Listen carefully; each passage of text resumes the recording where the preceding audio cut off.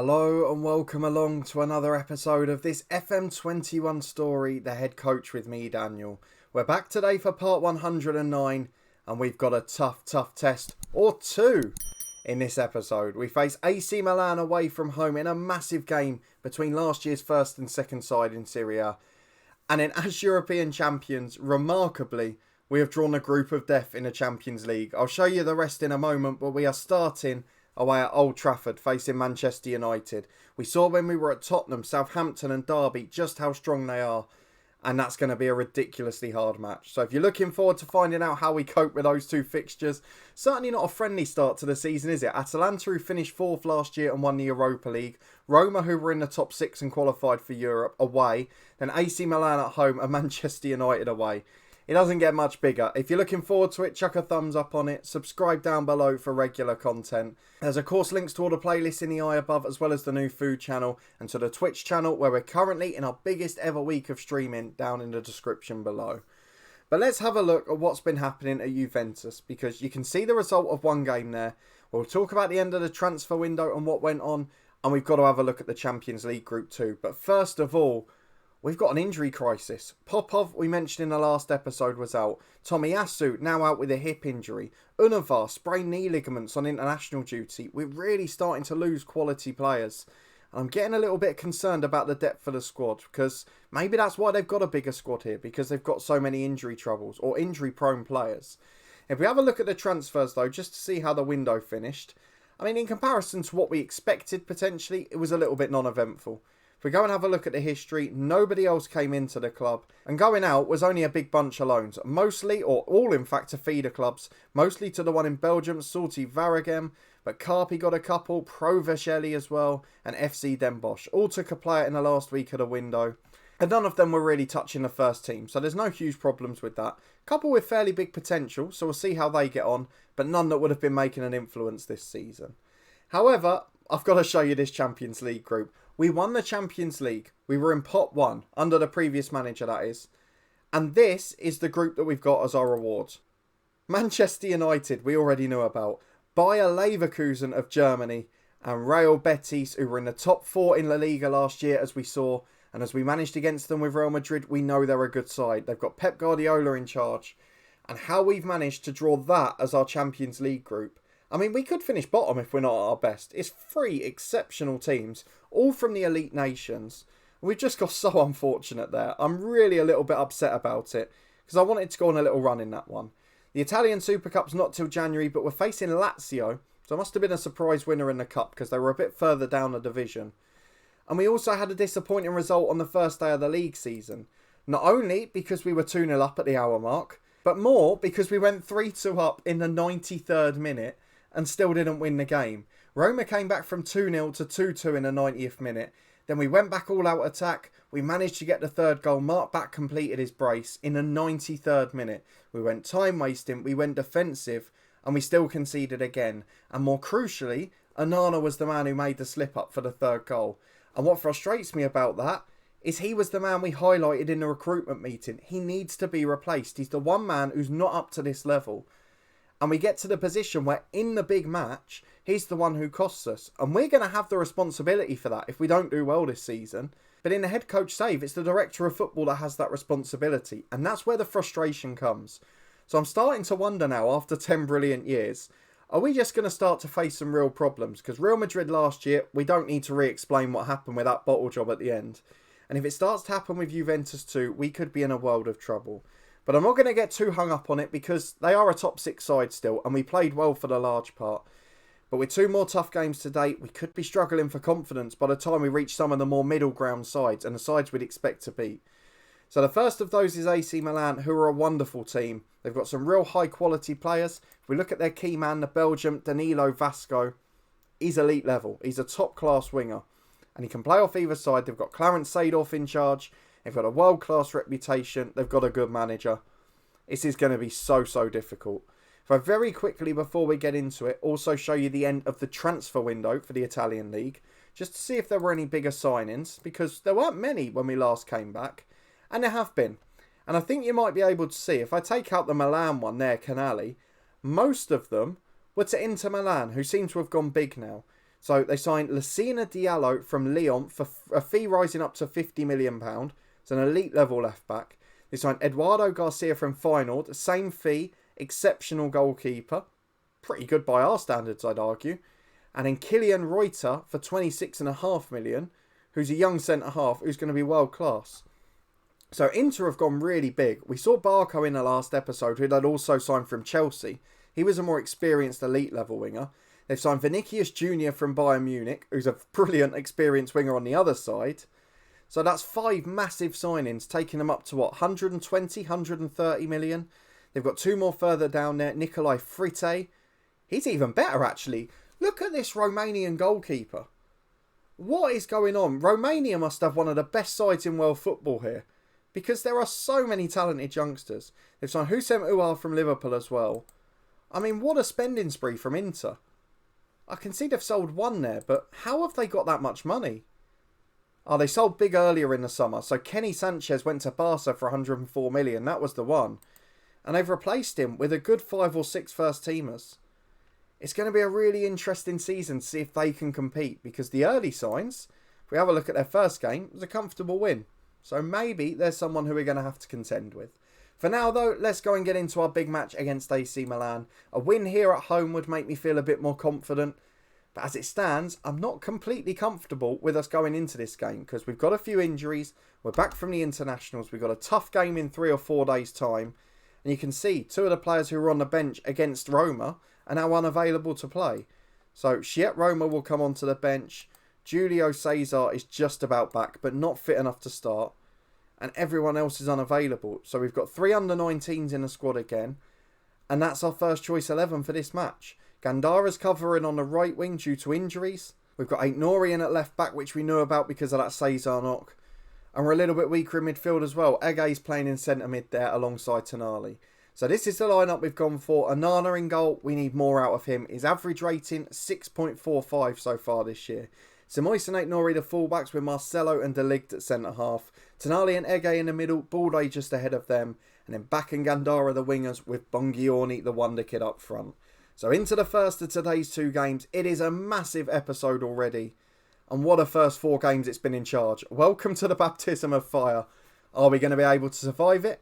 Or will we have catching up to do? Let's go and find out.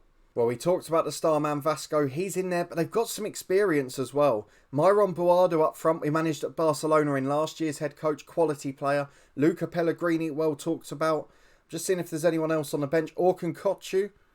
It's a good side.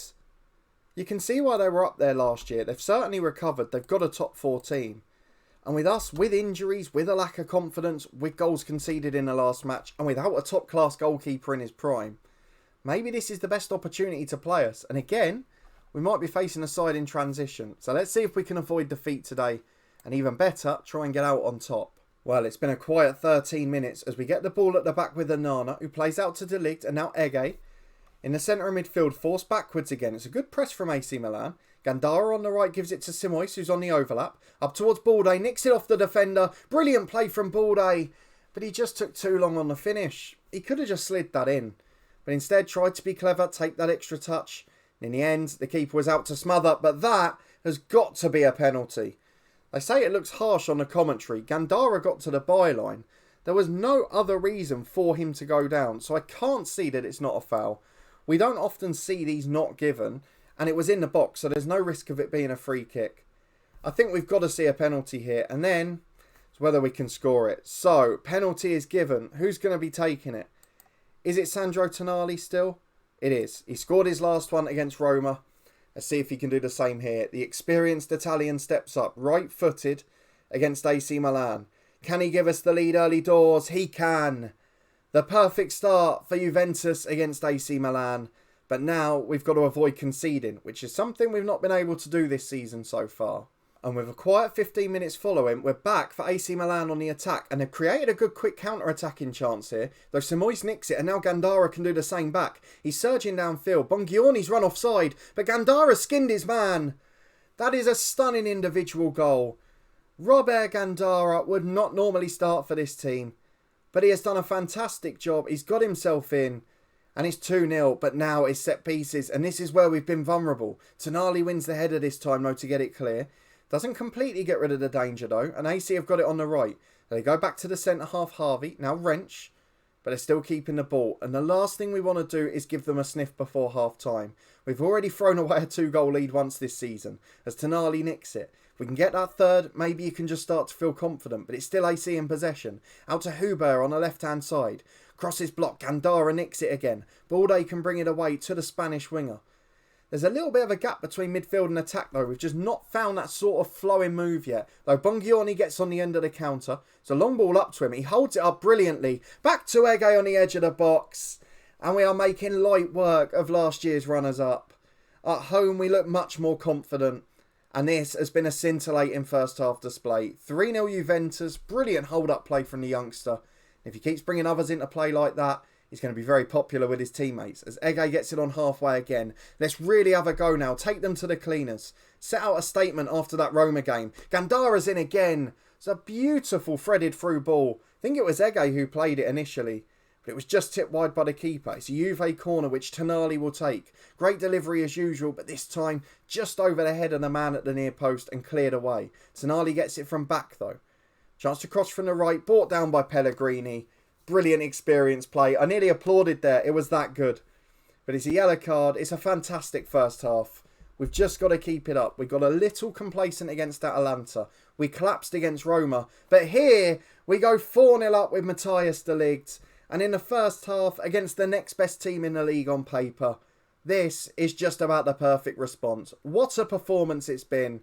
Surely we can't go wrong from here. As at half time it remains 4-0.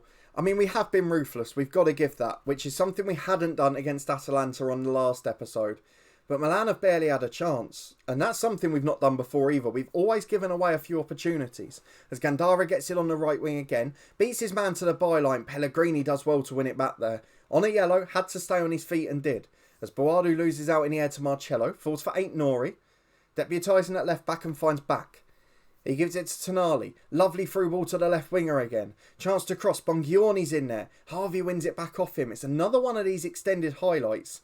We've only got key highlights on. It's strange to me that we're seeing this much. As Hendricks chicks forward to Boadu, he's finally got himself in. And it's a goal back for AC Milan. This is where we have problems. Whenever we go a couple of goals up, we start to get complacent defensively. That has to change. And we can't let teams back into it. I'm really concerned by that start there. As Ege gets the ball again, a quick goal, a quick response would be much appreciated. As Marcelo picks it up. He's got a man over on the left in Nori. We've committed a little too much here. We're 4-0 up. We don't need to overdo it. As Back gives it to Tonali. Plays a 1-2. Nori still out on the left wing. And eventually he's been found by the Italian playmaker. In towards Balde. It's a good save by the keeper. 20 minutes to go. Let's go and make some changes. We're back for a corner first though. You know my superstition. Let's go and get that done first, and then we'll make the changes afterwards. Tonali's going to take it. In swinging ball. Front post. Again, we lose out in the air. What's Marcello doing at the edge of the box? He's got the attribute to get in there. Or the run, sorry. We've set the instructions up, and he's just not doing it. Bongiorni heads the ball in wide of the post. Let's go and make a few changes, because Nori is looking complacent, so Cesar can make his comeback from injury. Balde will be replaced by the youngster Ristovajevic, and then back on the left. We would normally bring on the Dutch winger, but we're going to go for Esposito instead. He'll be an inverted winger on attack, and we'll go and get through the last 20. Hopefully, just be a calm old finish now. Well, Atalanta making their job look easy. They're going to be contenders this year, make no mistake about that. As we give the ball away from another set piece. It actually seems to be our biggest weakness, ironically, is defending from our attacking set pieces. As Gandara gets himself in on the counter, he drags his shot wide. It's been a confident display, but I'm still not so sure of us defensively. The second centre-half's younger. We've got to give him a little bit of leeway there. The left-back, we've got our first choice back now. The goalkeeper's a weak link, but we've won 4-1. It's a brilliant display. It's a really good result. The performance, there's still areas that can improve. But let's get away to United and see if we can hold our own on the road in Europe. Back for Manchester United, and we are advised that Julio Cesar can start. That might improve our defence very slightly, but in terms of Champions League football, I'm really nervous about tonight. Lazio have won, our Italian rivals. They've done a good job against Feyenoord. Yesterday, Milan won at Zenit. Atalanta were battered by Hertha Berlin. No shame in that because they're one of the sides of Europe at the moment. But away to Manchester United, I'm really worried. I'm not sure we're going to be able to hold them off. But we're going to stick to it. We're going to try our best and we'll see what happens. So for today, Roma can come back into the starting lineup. We're going to do the same at left back with Cesar. And we only get 7 subs for the Champions League, of course. So we're going to have to make a few changes here. Not too many, because 3 of our players are youth players on the 12-man substitutes bench for the league fixtures. So if we go and get rid of them very quickly, and the goalkeeper, it only actually leaves us with 1 first-team player outside the squad. That man is Ceballos. But we've already got a left-back, a right-back, and someone who can cover centre-half if needed. So the only option then is, do we take out the other winger, or do we take out the striker? I don't think we do. We're going to leave it like that. That's our 11 for today. So it's Cesar in. He comes in for Nori at left back. It's Roma in the centre midfield for Ege. And the other 9 is exactly the same. It's a massive game, this one. We're going to drop to a balanced mentality when we get into it. Just try and hold on. Try and be that classic, plucky, defensive and solid Italian side in Europe. Grind out a result. Grind out a point, whatever it takes.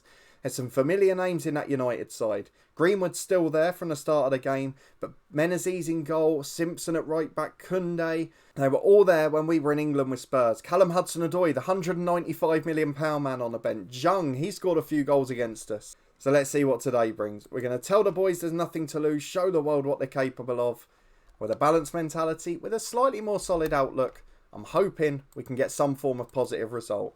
Touchwood, we'll end the night unbeaten. I tell you what, I'll show you the results, the latest scores, on screen in a moment. I'm starting to feel a lot better about our Real Madrid stint last year. They're 4-2 down away at Celtic, who we went out to in the last 16. We went out on away goals after drawing both games. But they're getting battered there.